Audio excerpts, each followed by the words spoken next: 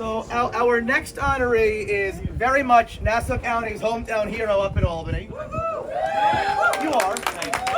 You know, but I've experienced, and I'm sure many of you have too, when anybody that's young, running for office, involved, the question will always become, what kind of young Democrat are you trying to embody? They throw out a couple of names. I know my response is always, if it's going to be anybody, it's got to be Tom DiNapoli, because he represents the best of what a young Democrat can be. 18 years old, got on his school board, made incredible change there, just incredible change. Went from there to the state assembly, where he became a bipartisan hero from a bygone era when we could actually work together the way it should be, before the other side went so far to the extreme that nobody wants to work with them. And when a vacancy came up in the state comptroller's office, he was very quickly the clear choice to be the state comptroller. And anybody here that is on the New York State pension system, this guy is why you're going to retire with a nice pension, right here. Anybody else will be failing the ups and downs of the market these past few years. He knows what he's doing. Tom is a hero for Nassau, Tom is a hero for New York State, and he's a model for everybody else in the country. And there really is nobody better to represent as Nassau County Young Democrats' first alumni of the year. The very first one, Tom DiNapoli.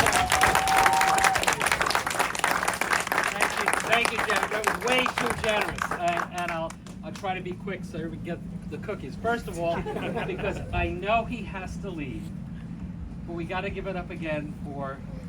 Can I say my favorite assemblyman? I'll get in trouble with the other 149 if I say it.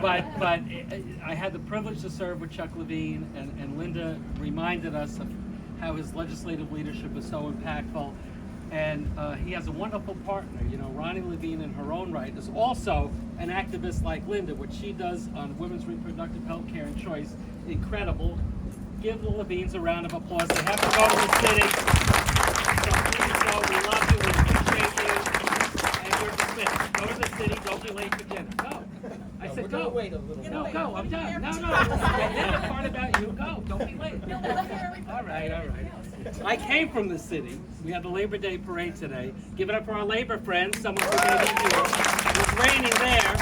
I noticed Jeff has curly. The sun is out. So let me offer a few thoughts, and I will try to do it quickly. First of all, thanks again to Jarrett, John, all the officers of the Young Democrats for this special honor. The first alumni? First one. Oh, wow. I finally arrived. I feel very, very privileged. And certainly, as our Lieutenant Governor said more eloquently than I can, it is humbling to be on the same bill of honorees as Linda Beagle-Schulman. I mean, we all knew that this was a person, as you decided you were honoring her before, the past 11 days, a person of incredible strength, really a role model for not just being an activist, but how to live a quality life. And, when I saw Linda's name on the list and knowing what she's been going through, I said, she's probably not going to make it. What an example of strength and commitment and endurance, and showing that, and she's had, we don't know the path God lays out for us. Linda's had a lot of boulders unexpectedly placed in that path. But she goes over them, around them, under them, and she keeps moving forward. And you really are an inspiration on a very personal level to me and to all of us. Give Linda another round of applause for everything she's doing. And I thank you for obviously for Scott, but from Michael also. I had the privilege to get to know Michael at your wonderful events, and we will always be by your side. You know that you are not alone in this world, my friend. You are not. Now, our Lieutenant Governor. Isn't it wonderful that I have the chance to sign his paycheck every 2 weeks? I mean, isn't that wonderful? So, Antonio Delgado and I got to know each other when he was serving in Congress, and I'm glad he reminded you, because you may not be aware, I'm sure you were aware he was a member of Congress, but he really did represent a very, very difficult part of the state politically for Democrats. And he really proved, in the ways that he expressed it so beautifully, that if you are open about who you are, if you're also a good listener, if you speak to issues that really impact on people, on what's important in their daily lives, in fact, people will pay attention and will even give you a chance. He had to do that, first of all, with our Democrats. It was a very competitive process for him to be the nominee of the Democratic Party. He represented that congressional district with truly great distinction.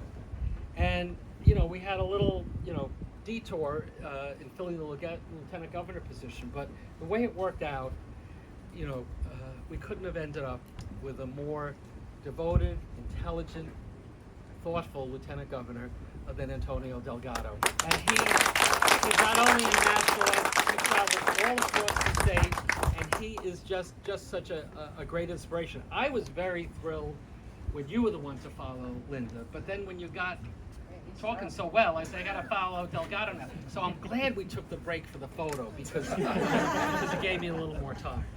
And Michaela, this is our future right here.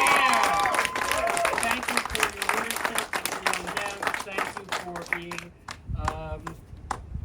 I shouldn't say just the future, you're today as well. And you're making a difference already, and you know, the sky's the limit. It's the advantage of youth. Take full advantage of it. You're off to a good start. Give her another round of applause. To Jeffrey True Gold. Give the Golds a round of applause for hosting us. This beautiful home, this beautiful spot. While we're talking about young Dems, where I saw Joe Von Richards. Where is he? Is he still here? Where is he hiding? Oh, there he is. He just finished his term as the state young Dems. Give him a round of applause. Huh? What? I'm sorry, he's got 9 months. Right. In 9 months, he won't be the president anymore. But give him a round of applause. He does a lot for everybody. Jeff told me 5:30, skinny dipping right here, okay? I'm gonna leave before then. Well, let me just say very quickly a couple things. First of all, you brought back some memories when I think of the young Dems. Many of you know I went to Mineola High School, and I often missed the late bus because I was active in student government, not the football team. And when I walked home, I walked by Mineola Boulevard. And probably nobody here remembers, I don't think even Chuck would remember, the Democrats back then owned the building, 240 Mineola Boulevard. It was still the heyday of the Jack English Democratic machine and Gene Nickerson, the legendary county executive. And I kind of stumbled in. And I grew up in a good Republican neighborhood, in a good Republican household, and I found the Nassau Democrats to be incredibly welcoming. It was an interesting year. The county exec was up in the even years back in those days, and Andy DiNapoli from Glen Cove was running a very competitive race. Our strong Democratic ticket was Arthur Goldberg and Basil Patterson. We were doing diversity before anybody talked about it. You remember who ran for Attorney General that year? Not Bob Abrams. Not Bob Abrams. Adam Malinsky. Adam Malinsky. They all lost. But the controller, Arthur Levitt, the Democrat, he won. Controllers tend to leave the tickets. We're trying not to ruin that record. But I was very quickly designated as one of the coordinators for voter registration. Why was that important? Because when I was in high school is when the 18-year-old vote came in. And that's really what, you know, propelled my involvement in running for school board and all of that. I won't rehash that history. But what I do want to recall is that in those days of, you know, 1970, 71, 72, you still had a lot of issues going on in the country, a lot of divisions, you know, different issues perhaps than today, but similar divisions. The Democratic Party was the party that was welcoming for young people to be involved, and not just stuffing envelopes back in the days when we did that, but to be committee people and to be candidates as well. And I knew back then that this was absolutely the party that was going to be the party of change. And as the years have gone by, like some of you, I'm no longer technically a young Democrat, but I'm a young at spirit Democrat, like all of you are. You know, friends have sometimes asked me, well, why do you stay as a Democrat? I say, you know what? When I look at what's happening in the Republican Party, it's not my parents' Republican Party for sure. The Trump Party, the MAGA Party is not the Republican Party that my family was a part of. I've never been more proud than I am today to be a Democrat, right? And I think you all feel the same way. You know what the issues are. I'm not gonna speak about the issues and what the priorities are. You know what that is. But this is what I want to say. That's like some of you, I had the privilege to be at the Democratic Convention. I'll tell you one very fast, funny story. Very fast. Andre Stewart Cousins. You know Andre Stewart Cousins? Yeah. Our Senate Majority Leader. She's wonderful. So she sent me a picture, you know, because I had the honor of when we did the vote for New York. Some of you may have seen. I was pretty close to where the governor did the announcement, and Spike Lee was there, and Andrea was there. Anyway, a friend of hers sent her a copy of the picture of us standing there. My face was cut down the middle. But her friend texted her and said, Andrea, how excited it must have been for you to be there for the roll call for Kamala Harris with Spike Lee and with Barack Obama standing next to you. I've been mistaken for many people. I said to Andrea, I said, you better tell your friend to get a good eye doctor, because even with half my face, there's no way that anybody's gonna, maybe Antonio Delgado if I'm standing on a chair, but never Barack Obama, I mean, really. But that convention, and you felt it if you weren't there on the TV, had just such incredible energy, such incredible sense of unity, such an incredible sense of purpose. And we haven't lost that. You know, I'm sure you feel the same way. You know that the volunteers are coming out of the woodwork. The fundraising is off the charts. There's a big debate coming up that I think is going to be key, but we just have to keep this momentum going. What do we say, 59 days to go? And one of my Republican friends, we always argue about who's going to win. He said, what really makes you think the Democrats are going to win this year? And I said, you know what I believe? Besides the obvious that the other guy's crazy and the issues are on our side, and no matter how they try to distort the Biden record, it's an admirable record, and we appreciate what Joe Biden and Kamala Harris did together.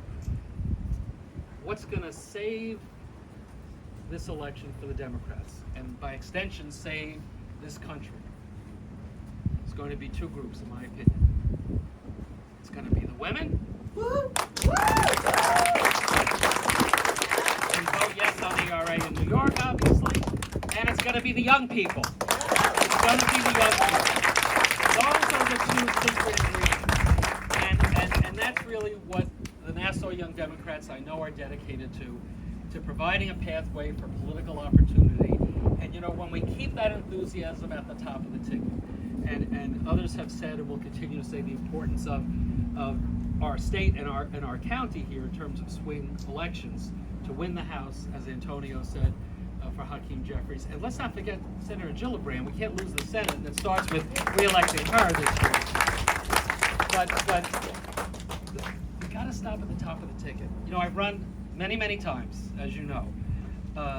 It's so much harder to get people back on the ticket if they don't start out there.